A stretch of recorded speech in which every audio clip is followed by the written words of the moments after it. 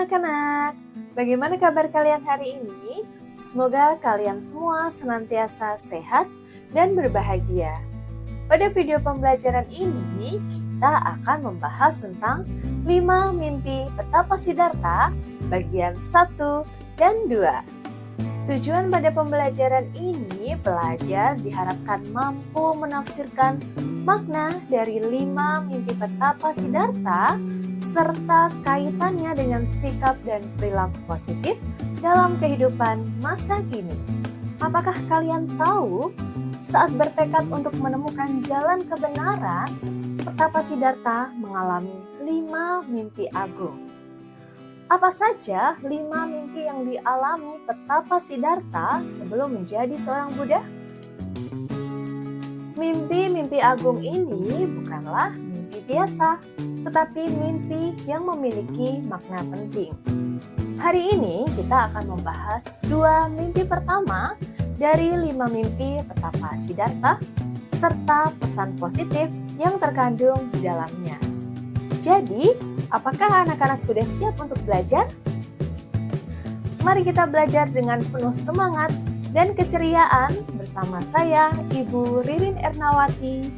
Namo Buddhaya.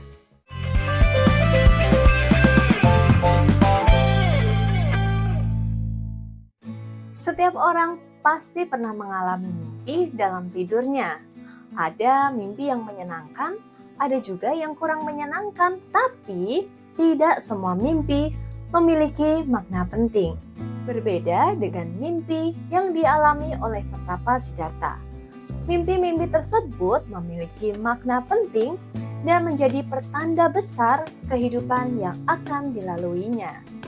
Sekarang, mari kita bahas mimpi pertama dan mimpi kedua Petapa Siddhartha serta pesan-pesan baik yang terkandung di dalamnya. Pada mimpi pertama, Petapa Siddhartha melihat bumi sebagai tempat tidurnya.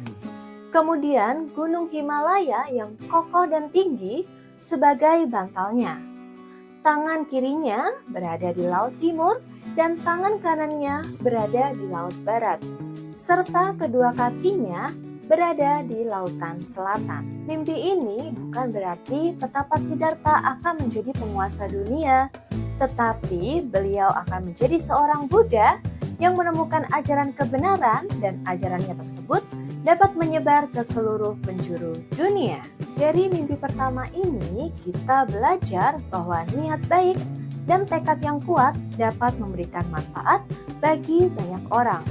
Petapa Siddhartha tidak memikirkan kebahagiaannya sendiri, tetapi memikirkan juga kebahagiaan semua makhluk. Kita juga dapat berperilaku seperti Petapa Siddhartha, yakni dengan banyak melakukan kebajikan-kebajikan.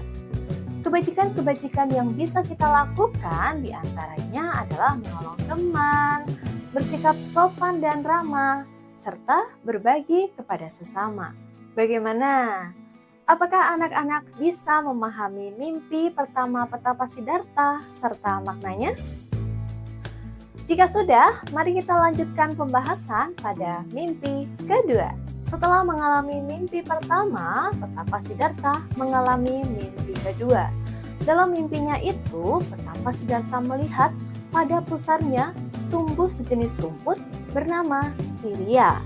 Rumput tersebut tumbuh dengan sangat cepat, tinggi, dan hingga menyentuh langit. Mimpi kedua ini juga menandakan bahwa Petapa Siddhartha akan mencapai penerangan sempurna pada jalan mulia berunsur 8. Rumput Tiriya yang menjulang tinggi ini melambangkan jalan mulia berunsur 8, yakni jalan kebijaksanaan yang ditemukan oleh Petapa Siddhartha. Setelah mencapai penerangan sempurna, Sang Buddha akan mengajarkan jalan kebijaksanaan ini dengan sempurna kepada semua makhluk agar terbebas dari penderitaan. Dari mimpi kedua Petapa Siddhartha, kita dapat belajar bahwa jalan kebaikan ini hendaknya dipelajari, dipraktikkan, dan dibagikan kepada orang lain. Karena jalan kebaikan ini tidak dapat berkembang dengan sendirinya tanpa diiringi dengan perbuatan-perbuatan baik yang kita lakukan.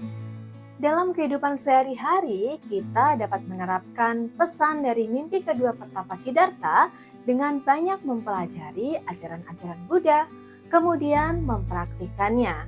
Praktik yang dapat kita lakukan contohnya adalah berbicara jujur, bersikap ramah dan sopan, dan menghargai teman.